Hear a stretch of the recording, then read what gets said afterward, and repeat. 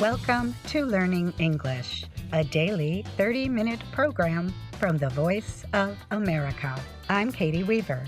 And I'm Mario Ritter Jr. This program is designed for English learners, so we speak a little slower and we use words and phrases especially written for people learning English.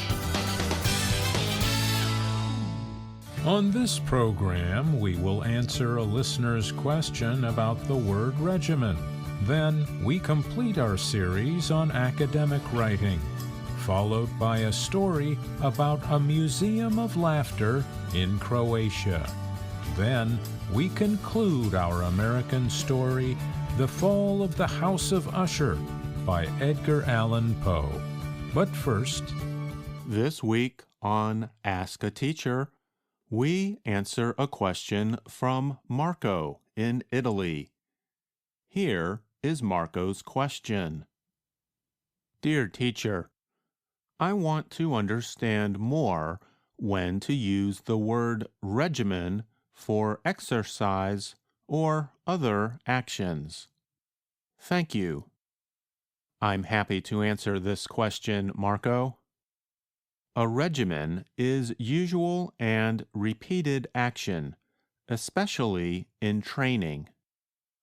In healthcare, it is a systematic plan to improve a person's health.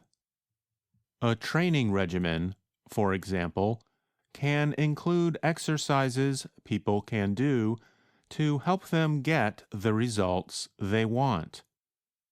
For example, a long-distance runner's regimen might include runs of 10 or 20 kilometers every week. Note that we often put another noun before the word regimen to help identify it more clearly. These are called attributive nouns. They act similarly to adjectives, as in the following examples.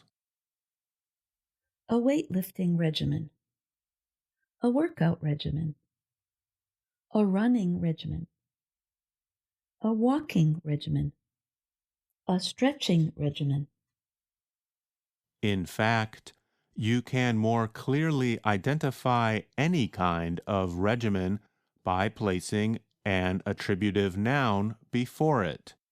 For example, musicians can have a practice regimen, and students can have a study regimen.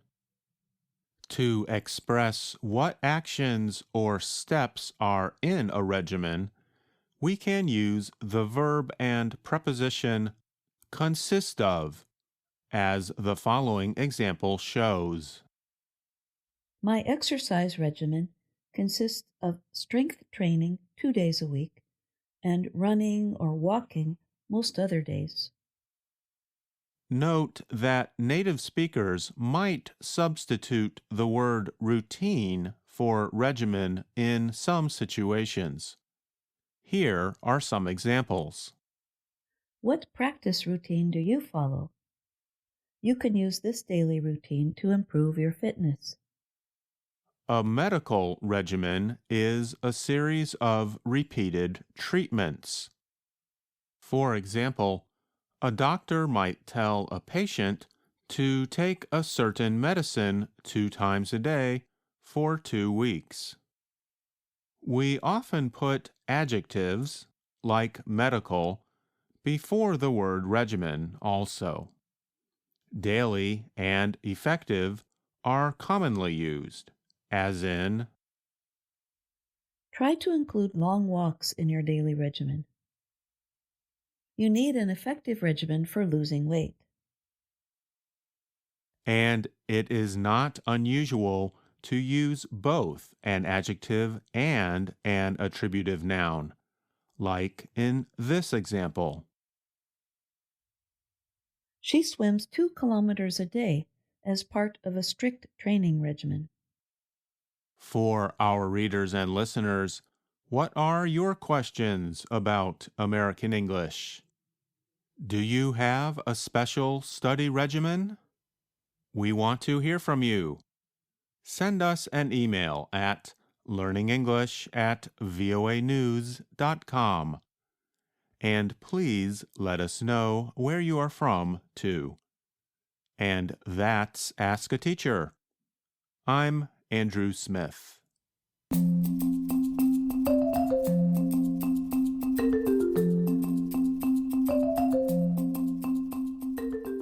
From VOA Learning English, this is Everyday Grammar.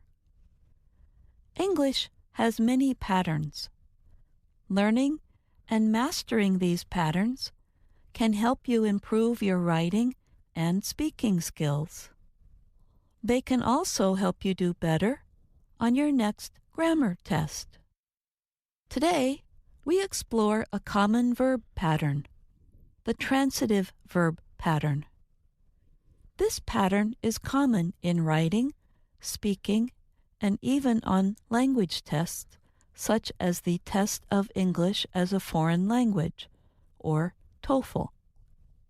To get you started thinking about transitive verbs, consider this stanza from Preface to a 20-volume suicide note by the famous author Amiri Baraka.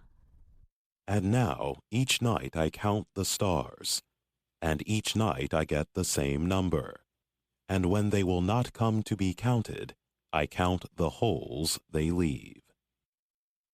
By the end of this story, you will understand one transitive verb pattern that Baraka uses in this stanza. In a previous Everyday Grammar, we discussed intransitive verbs. One feature of intransitive verbs is that they do not require a complement. In other words, there does not need to be a noun phrase or adjective to the right of the verb in the sentence. Unlike intransitive verbs, transitive verbs take one or more complements. Complements, in this case, refer to nouns or noun phrases that are immediately to the right of the verb in the sentence. There are several types of transitive verbs, but they all have one thing in common: a direct object. In its most basic form, the direct object is the noun phrase that follows a transitive verb. A noun phrase is a noun and all the words and phrases that describe it. The basic transitive verb pattern is this: Noun phrase 1 plus transitive verb plus noun phrase 2. Transitive verbs are often, but by no means always, action words. One way to know if the noun phrase is a direct object is if it is the receiver of the action of the verb. For example, Mary hit the softball. Mary is a noun, hit is a transitive verb, and the softball is a noun phrase. you can tell that the softball is receiving the action hit. However, the direct object does not always have to be the receiver of an action. Consider this sentence. My family enjoyed the concert. In this sentence, it is hard to say that the direct object, the concert, is really receiving an action. So this leads us to another way to think of the direct object. It is the answer to a what or whom question. Consider these examples. Dirty laundry covered What?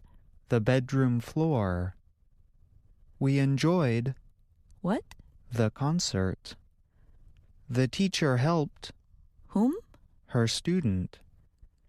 Once again, asking the what or whom question will not work all of the time, but it can be a useful strategy to help you recognize the direct object. So, if it can be difficult to find the direct object, how can you tell if a verb is transitive? There are two reliable ways to check.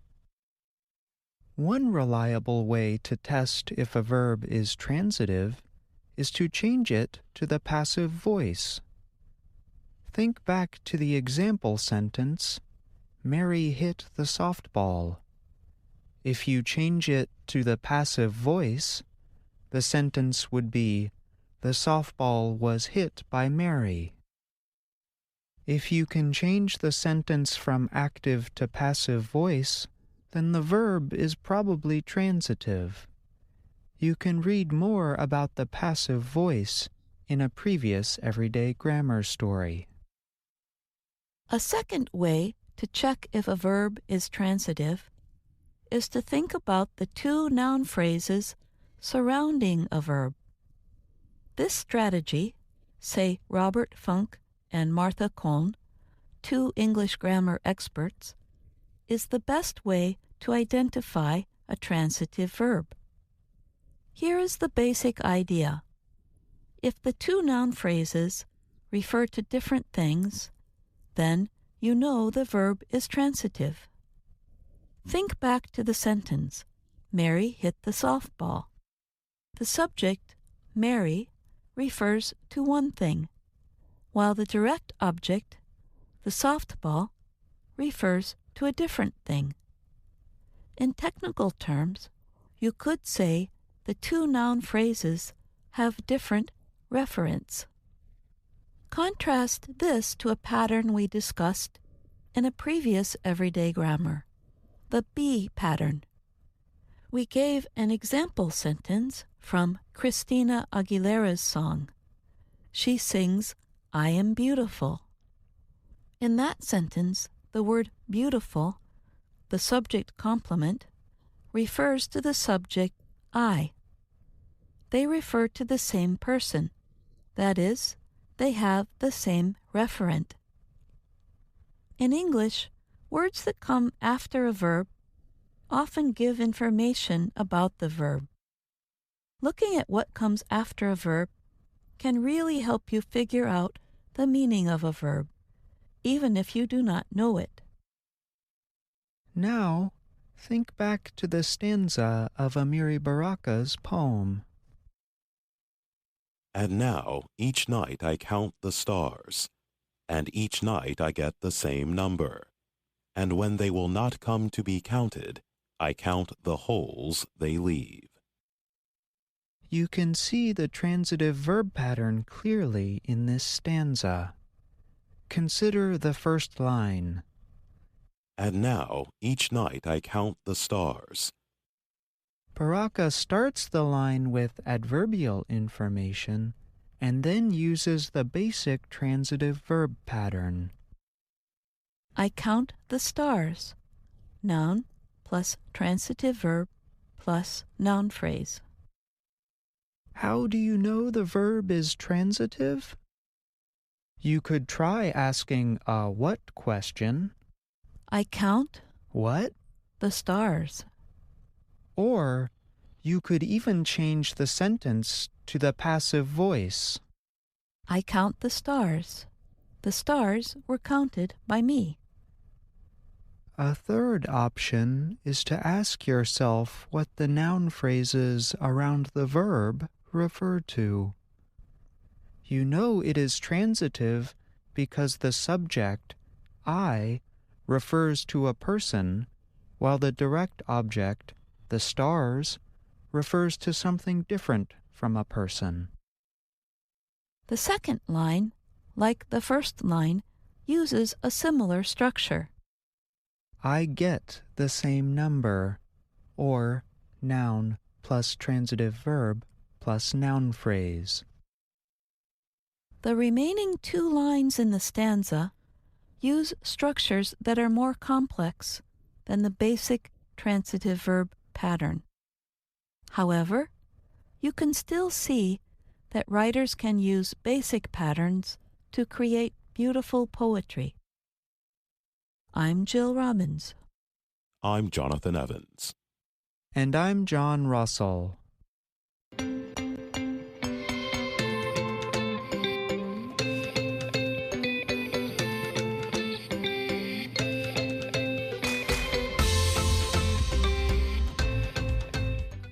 A new museum of laughter in Croatia is offering to help people deal with the negativity of modern life.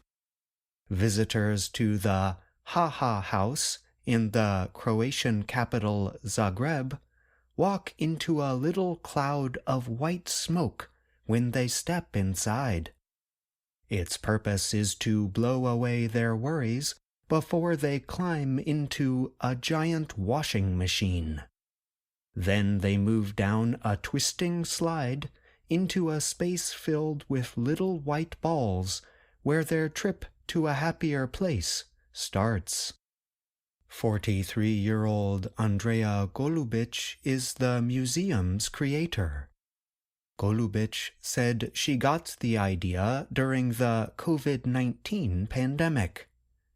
At that time, many people were feeling down, depressed, and alone.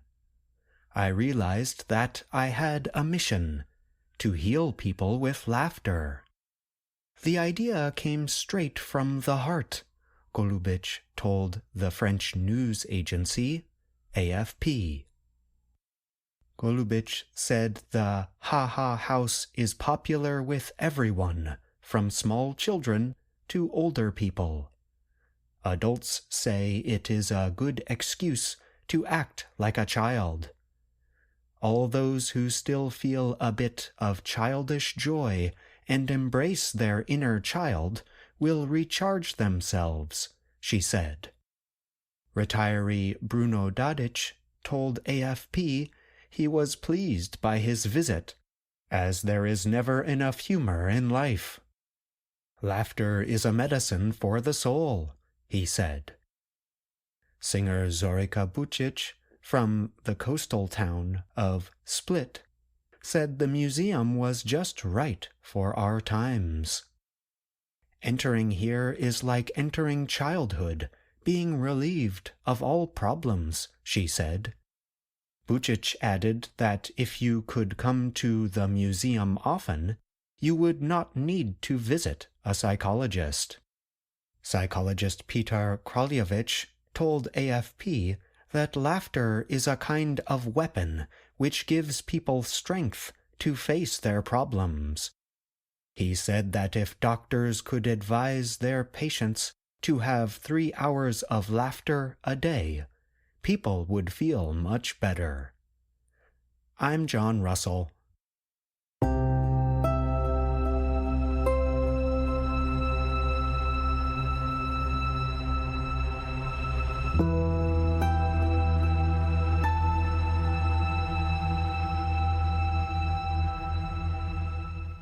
The Fall of the House of Usher, Part 3.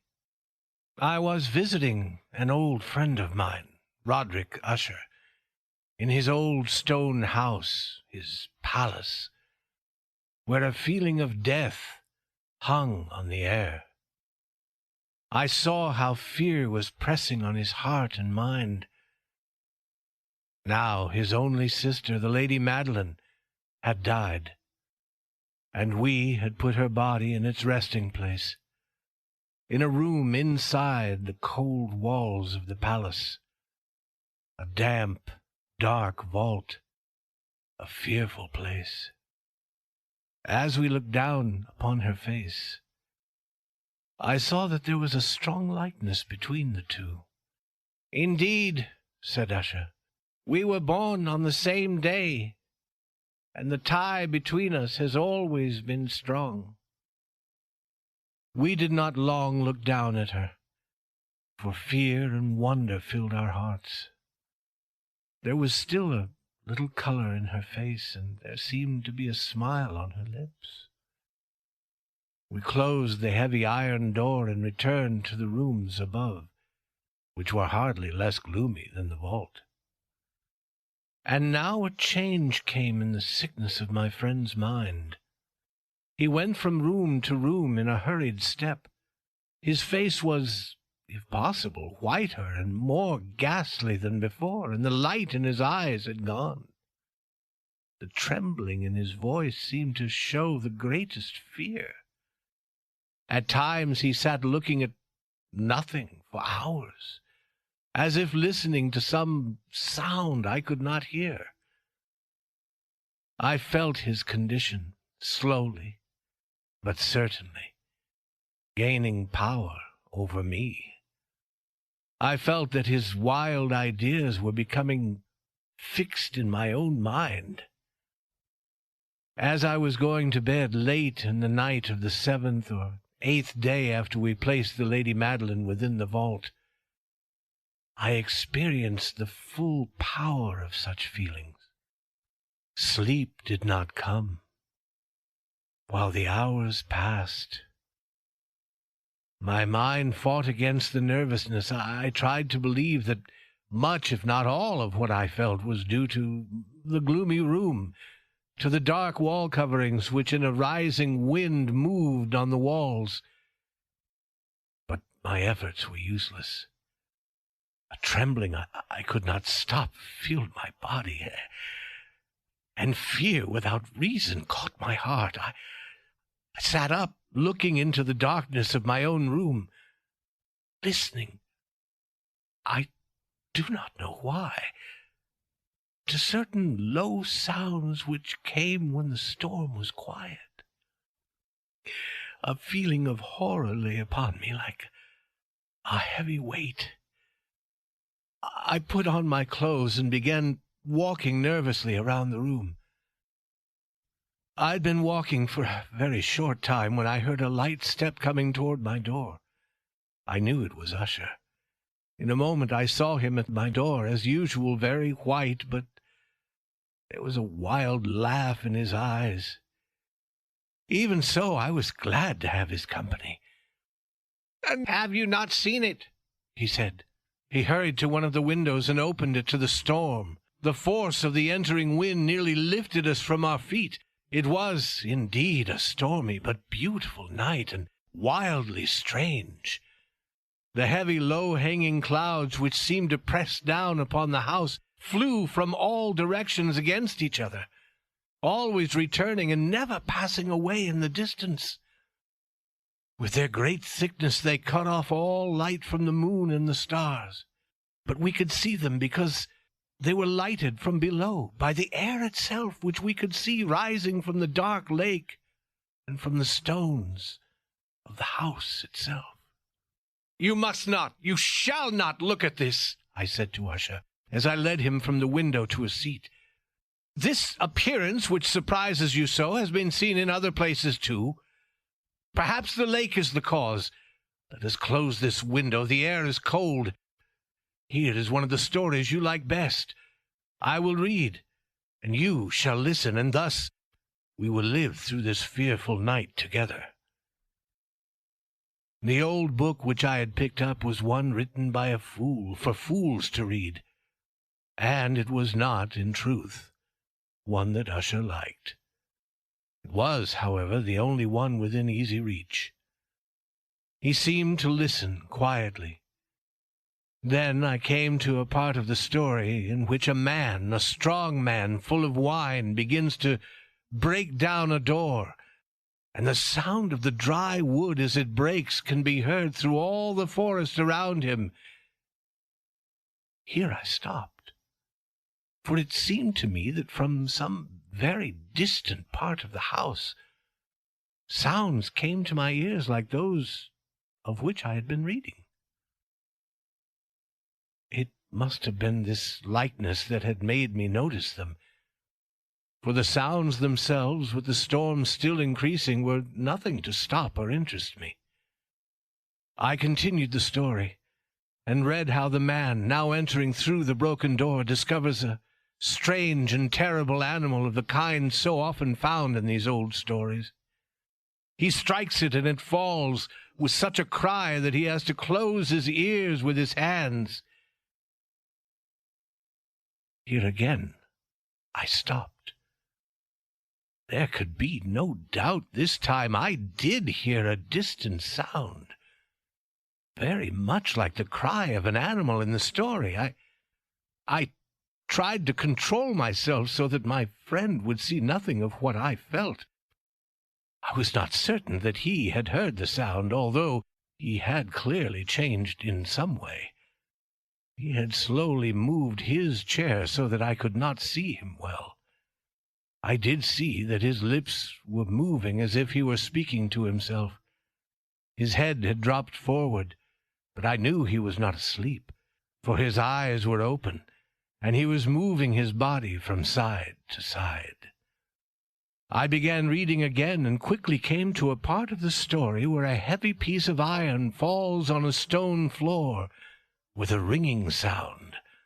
These words had just passed my lips when I heard clearly, but from far away, a loud ringing sound, as if something of iron had indeed fallen heavily upon a stone floor, or as if an iron door had closed.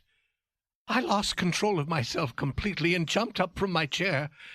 Usher still sat moving a little from side to side. His eyes were turned to the floor. I rushed to his chair.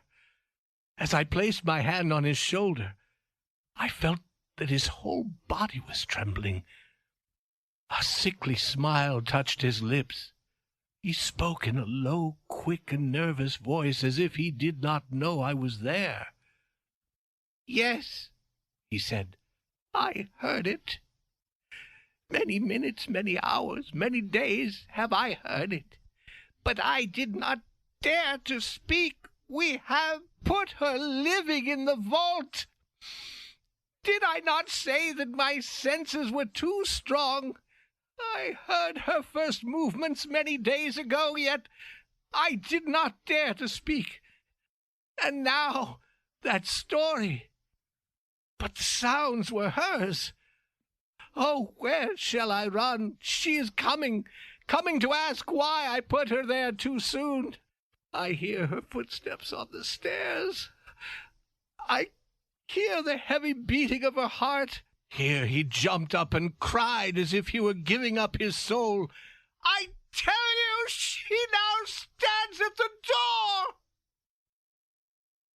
The great door to which he was pointing now slowly opened. It was the work of the rushing wind, perhaps, but no. Outside that door a shape did stand. The tall figure in its grave clothes of the Lady Madeline of Usher. There was blood upon her white dress, and the signs of her terrible efforts to escape were upon every part of her thin form. For a moment she remained trembling at the door. Then, with a low cry, she fell heavily in upon her brother. In her pain, as she died at last, she carried him down with her, down to the floor. He, too, was dead, killed by his own fear. I rushed from the room. I rushed from the house. I ran. The storm was around me in all its strength as I crossed the bridge. Suddenly a wild light moved along the ground at my feet, and I turned to see where it could have come from, for only the great house and its darkness were behind me. The light was that of the full moon, of a blood-red moon, which was now shining through that break in the front wall, that crack which I thought I had seen when I first saw the palace. Then only a little crack. It now widened as I watched. A strong wind came rushing over me. The whole face of the moon appeared. I saw the great walls falling apart. There was a long and stormy shouting sound, and the deep black lake closed darkly over all that remained of the House of Usher.